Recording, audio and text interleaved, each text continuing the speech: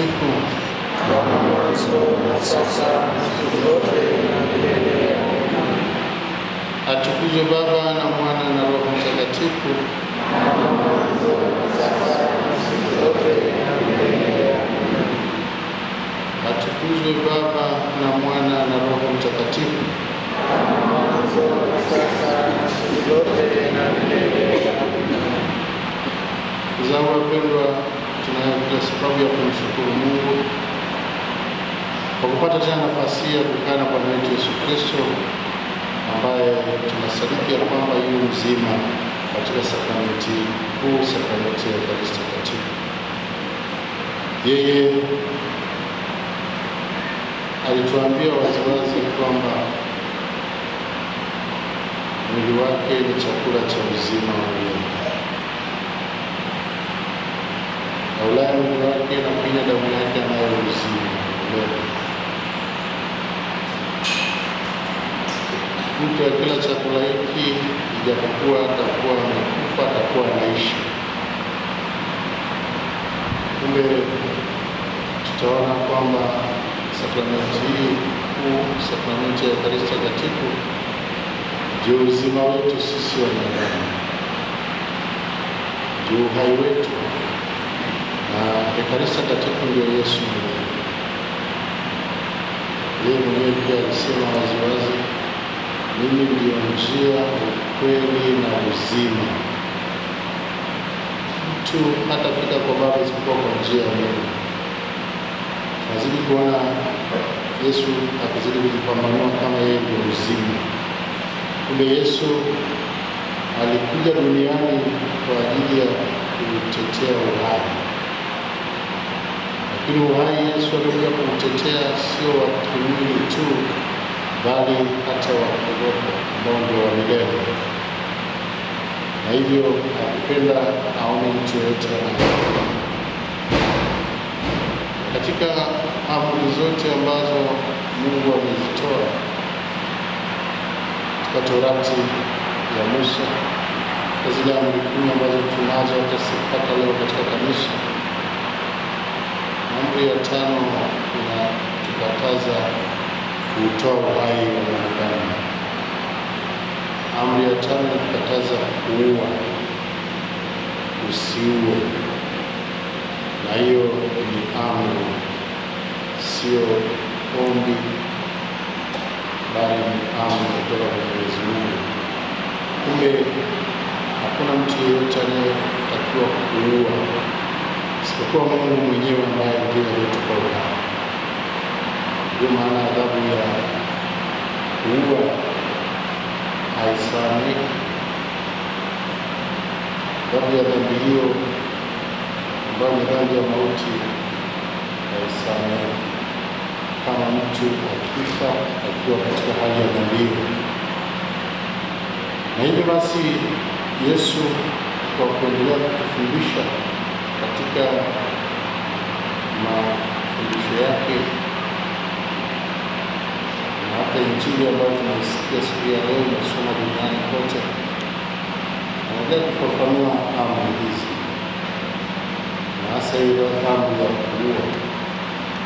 Leo Bwana wetu Yesu Kristo anatuambia, nimesikia kwamba imenenwa usiue, lakini mimi nawaambieni, kila mwoneaye ndugu yake hasira hastahili hukumu.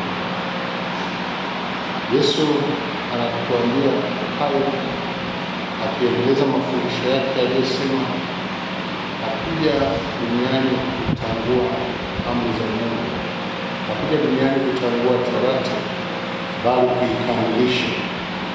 Na Yesu anatufundisha ukamilifu wa amri hii ya kutoua, akitaka kwanza tupambane na vilema au mizizi ya dhambi ambayo inapelekea mpaka mtu kufikia kuua, ambayo chanzo cha mauaji ni hasira. Kumbe Yesu anataka tupambane na mzizi wa hasira. Ndugu zangu wapendwa, tuko mbele ya Bwana wetu Yesu Kristo. Kila mmoja wetu anajitambua jinsi gani alivyo ndani ya moyo wake. Yesu anataka kusaidia tuweze kuondokana na chuki, tuweze kuondokana na hasira ambazo zinasababisha hata mauaji. Na hivyo basi tumwombe, tuko mbele yake, yeye ana uwezo wote na amekwisha tuahidia tukimwamini yeye, tumuombe jambo lolote naye atatusaidia. Hivyo basi leo hii tumwombe atusaidie kuondokana na hasira, kuondokana na chuki, kuondokana na wivu. Hiyo vyote ni vilema, hiyo ni mizizi ya dhambi ambayo ikikomaa inazaa dhambi kubwa zaidi, inazaa mauti.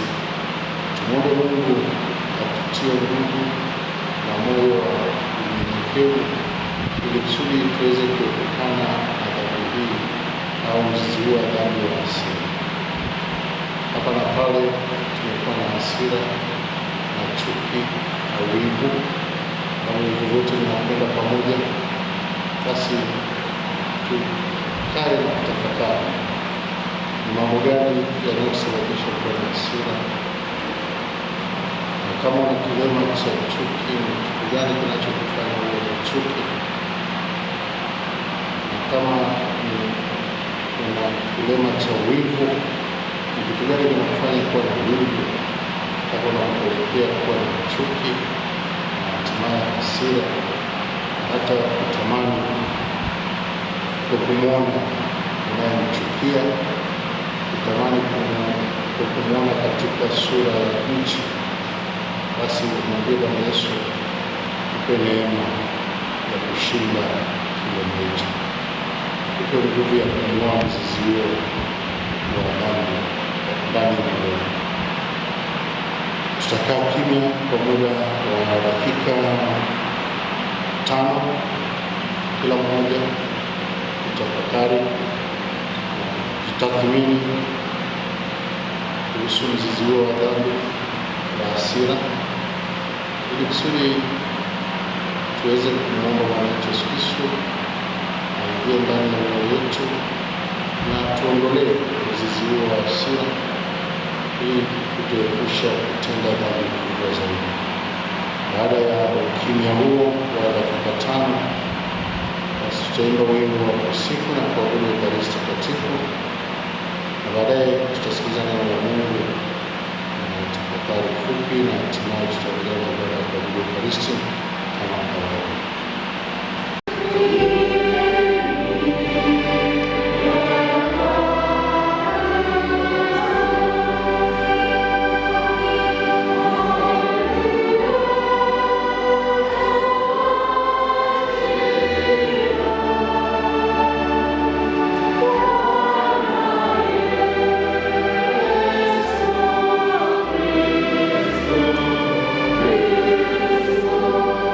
Oh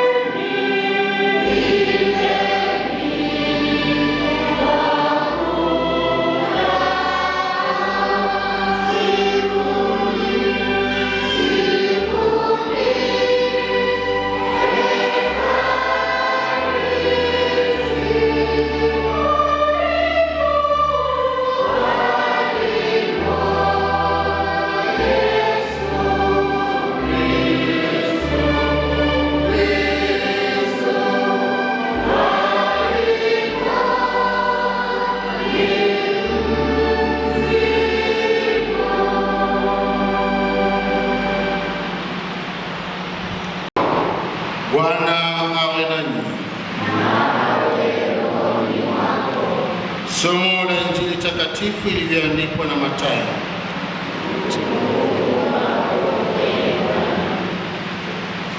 Sura ya 5 aya ya 20 hadi ya 26. Yesu aliwaambia wanafunzi wake, haki yenu isipozidi hiyo haki ya waandishi na Mafarisayo, hamtaingia kamwe katika ufalme wa mbinguni. Mmesikia watu wa kale walivyoambiwa, usiue, na mtu akiua itampasa hukumu. Bali mimi nawaambieni, kila amwoneaye ndugu yake hasira itampasa hukumu, na mtu akimfyolea ndugu yake itampasa baraza, na mtu akimwapiza itampasa jehanamu ya moto. Basi ukileta sadaka yako madhabahuni, na huku ukikumbuka ya kuwa ndugu yako ana neno juu yako, iache sadaka yako mbele ya madhabahu, uende zako upatane kwanza na ndugu yako, kisha urudi uitoe sadaka yako. Patana na mshtaki wako upesi wakati wako pamoja naye njiani, yule mshtaki wako asije akakupeleka kwa kadhi, na kadhi akakupeleka kwa askari, ukatupwa gerezani. Amini nakuambia, hutoki humo kamwe hata uishe kulipa senti ya mwisho.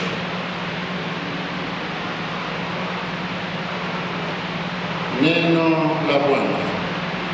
Sifa kwako Kristo. Dhambi zetu ziondolewe kwa Injili tuliyosoma. Yenu isipozidi hiyo haki ya waandishi na Mafarisayo, hamtaingia kamwe katika ufalme wa mbinguni. Ndugu zangu wapendwa, nasema tuko na Bwana wetu Yesu Kristo aliyeko hai katika sakramenti ya Ekaristi Takatifu. Yeye ndio uzima wetu,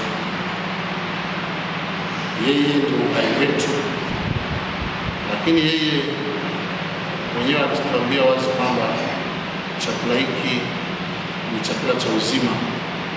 Mtu akila chakula hiki hata kufa. Mtu akila chakula hiki hata akiwa amekufa, ijapokuwa atakuwa amekufa, atakuwa anaishi. Mwili wangu na damu yangu ni chakula cha kweli na kinywaji cha kweli. Lakini nimesema pia alishatuambia waziwazi kwamba yeye ndio njia, ukweli na uzima. Kwa hiyo katika maneno hayo utasikia Yesu anazungumzia habari za uzima wa milele, na kama yeye ndio uzima wetu na tuko naye hapa, amekataza na ametoa ufafanuzi mzito kuhusu uzima wa mwanadamu. Leo hii tumesikia anatukataza kwamba hakuna anayeruhusiwa kuua, hakuna anayeruhusiwa kutoa uzima wa mtu, hakuna anayeruhusiwa kutoa uhai wa mtu. Lakini kwa sababu ni amri ilishatolewa na Mwenyezi Mungu, Yesu anataka tuelewesha zaidi ya amri hii ili kusudi tuielewe vizuri. Yeye alishasema kwamba hakuja kubadilisha wala kutangua Torati hata nukta moja, bali amekuja kuikamilisha. Sasa ukamilifu wa Torati Yesu anaukamilishaje? Ukamilifu wa hizi amri ambazo Musa alipewa na Mungu, Yesu anazikamilishaje? Tumeshasikia akitoa ufafanuzi wa amri nyingi. Shatoa ufafanuzi wa amri ya 6 pia. Mmesikia ya kwamba imesemwa usizini. Lakini mimi nawaambia, yeyote anayemtazama mtu, natumia neno mtu, kwenye maandiko imeandikwa yeyote anayemtazama mwanamke, lakini nimetumia neno mtu ikiwa namaanisha jinsia zote mbili. Yeyote anayemtazama mtu kwa kumtamani, Yesu amesema amekwisha zini. Taona hiyo amri pia alifafanua vizuri kwamba hazungumzii tu kwamba mtu imenenwa kwamba usizini, lakini yeye anataka kuhubiri na chanzo kinachosababisha mtu azini ni nini? Ni tamaa. Kwa hiyo yeyote anayetamani kumtazama mtu kwa tamaa amekwisha zini naye moyoni mwake. Kwa hiyo tayari ni dhambi. Kristo, wanaotamani ni kina nani? Ni wanaume au wanawake? Naam. Kwenye maandiko imeandikwaje? Au amri ya 9 ya Mungu inasemaje?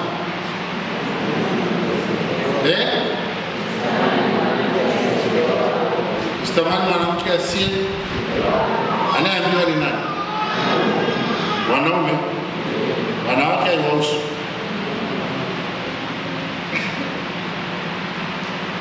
Na wanawake na wahusu pia. Usitamani mwanaume asiye. Kwenye maandiko wanapenda kutumia jenda moja wapo, haimaanishi kwamba jenda nyingine haihusiki.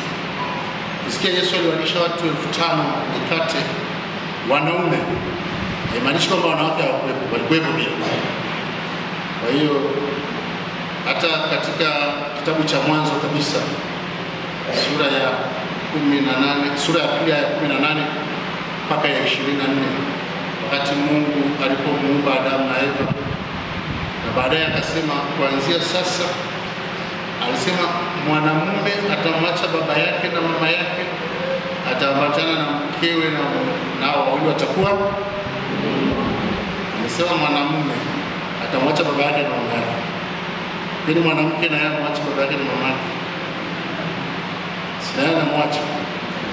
Kwa hiyo katika maandiko anatumia jenda moja, na zaidi napenda kutumia jenda ya kiume, lakini haimaanishi kwamba iwahusu pia na hao. Kwa hiyo hiyo ya amri ya 6 ambayo Yesu anasema mtu akimtazama mtu kwa tamaa tayari amekwisha zini. Hiyo ni moja wapo katika zile amri 10, lakini leo anatuambia hii amri ya 5. Mmesikia watu wa kale waliambiwa usiue. Mtu akiua itampasa hukumu, bali mimi nawaambieni kila amwoneaye ndugu yake hasira itampasa hukumu. Kila amwoneaye ndugu yake hasira itampasa hukumu. Kwa hiyo Yesu anakuja kuikamilisha amri hiyo, akitaka kwamba watu ili wasifikie katika hali ya kuua, waondokane na hasira, kwa sababu kinachosababisha mtu mpaka anaingia kwenye mauaji ni hasira. Sasa tusisubiri mpaka mauaji yatokee ndio tuseme huyu alikuwa na hasira. Yesu anataka kwanza tupambane na hasira. Kwa hiyo hasira tu yenyewe tayari ni hatari kwa ajili ya mauaji. Hasira ni mbaya. Hasira ni miongoni mwa mizizi ya dhambi. Kwa hiyo Yesu anakataza na anataka watu wasiwe na hasira, kwa sababu hasira ndio chanzo cha mabaya mengi, hasa katika maangamizi na mauaji.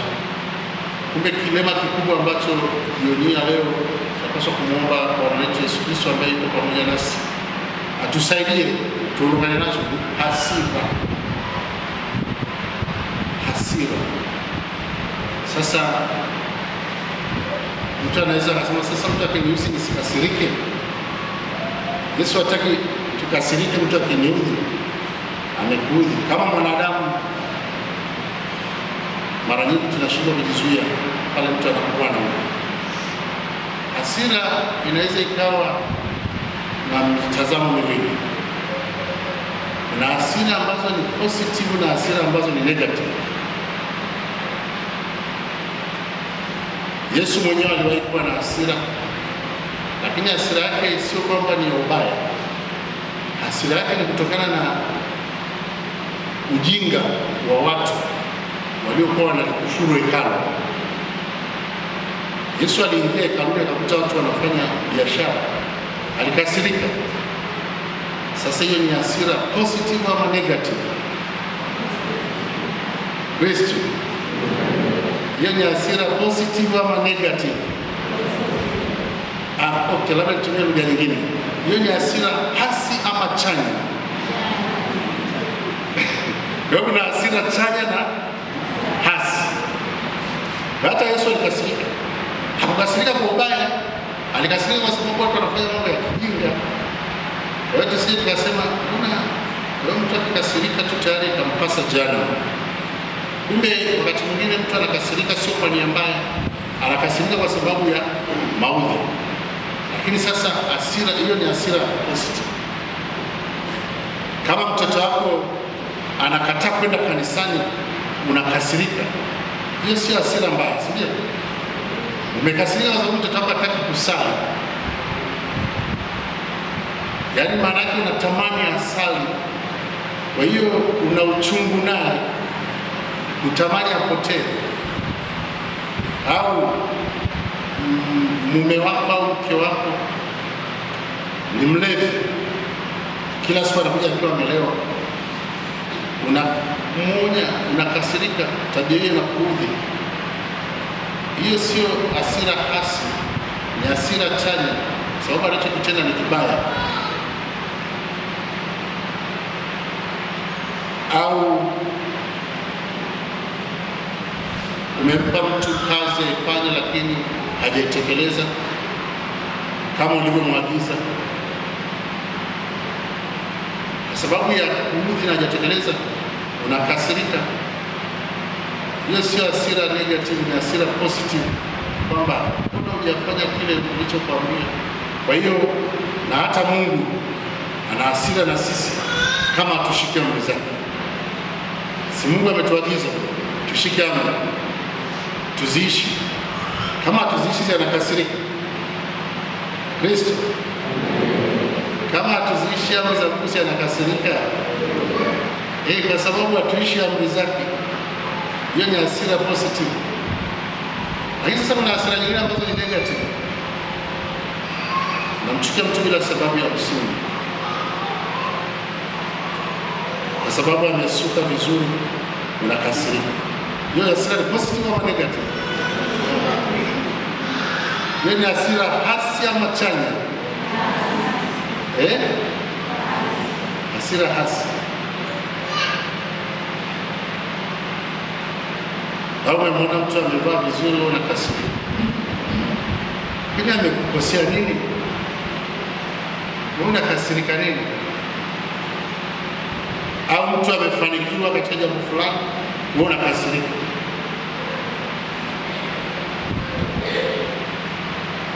Lakini amekuletea shida gani wewe?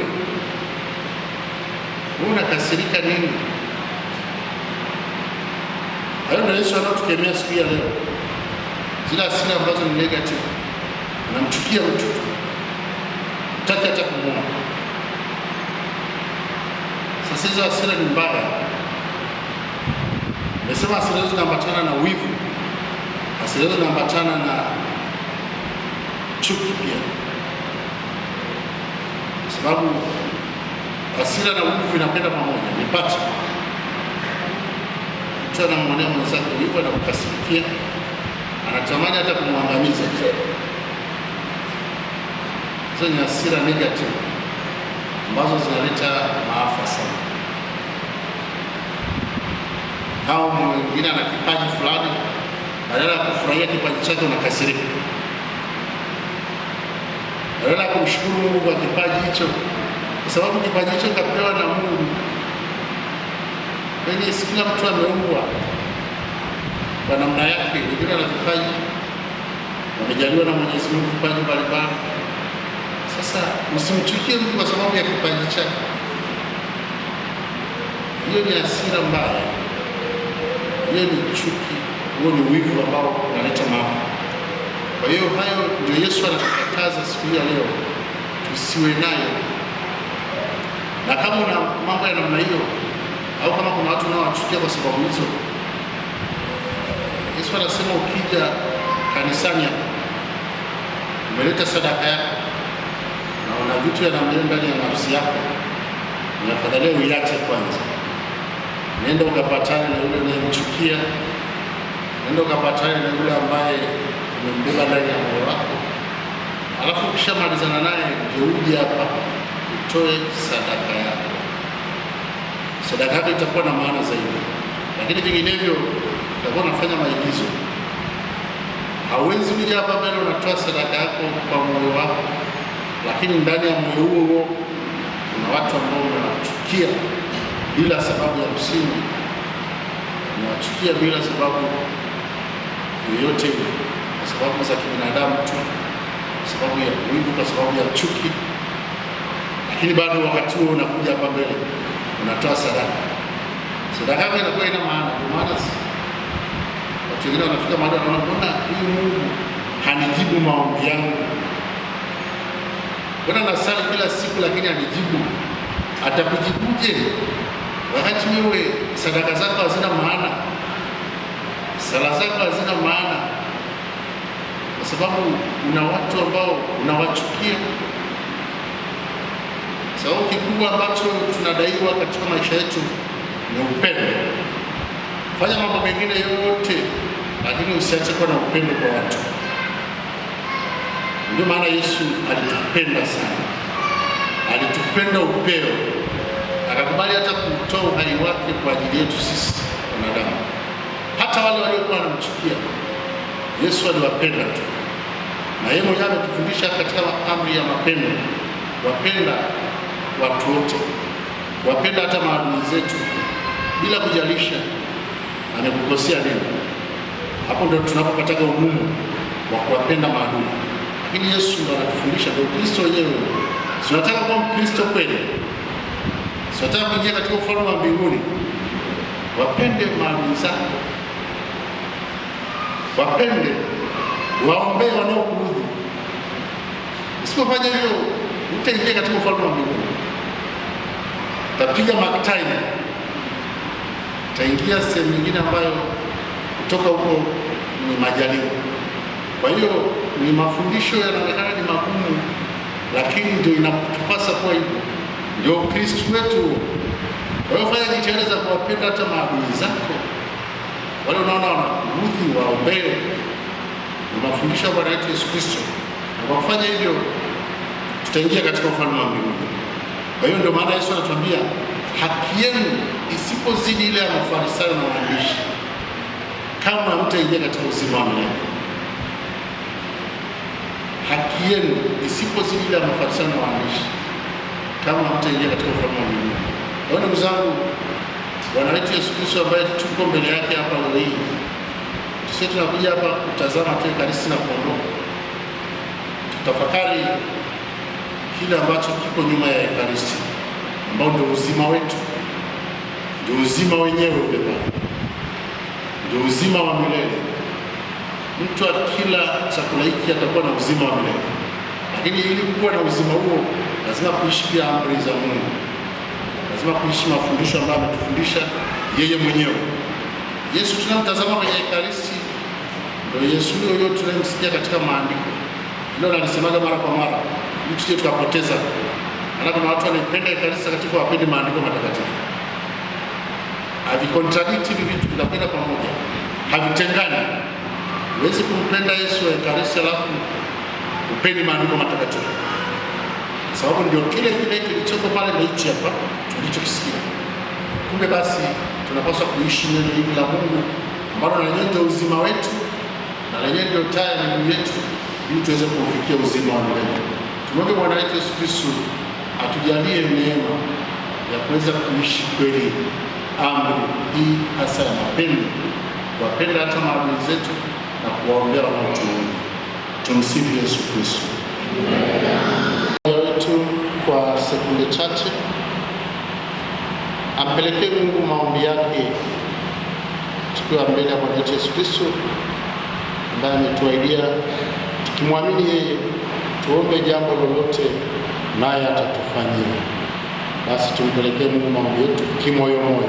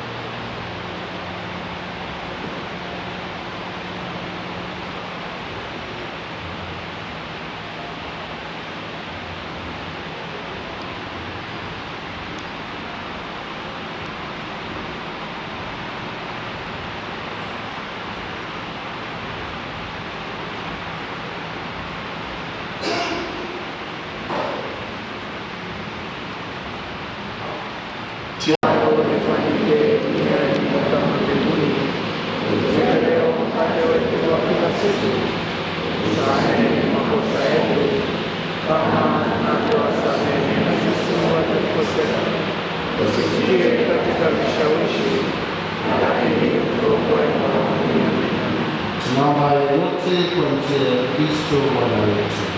Amina. Bartolomeo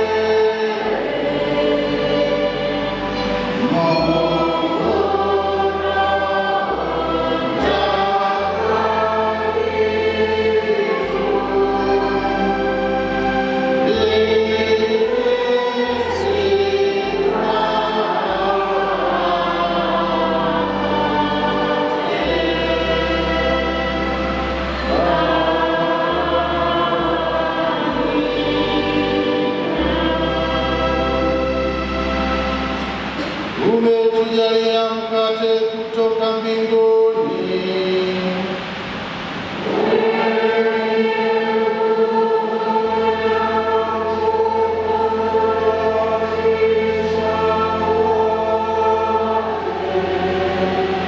Tuombe.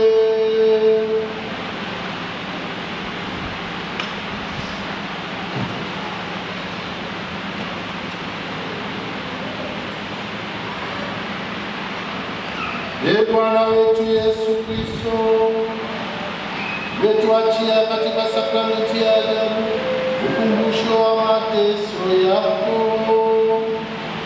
Basi twakuomba utujalie kuyaheshimu hivi mafumbo matakatifu ya mwili na damu yako, tupate kuona daima ndani yetu mafaa ya wokovu wako, unaishi na kutawala daima na milele.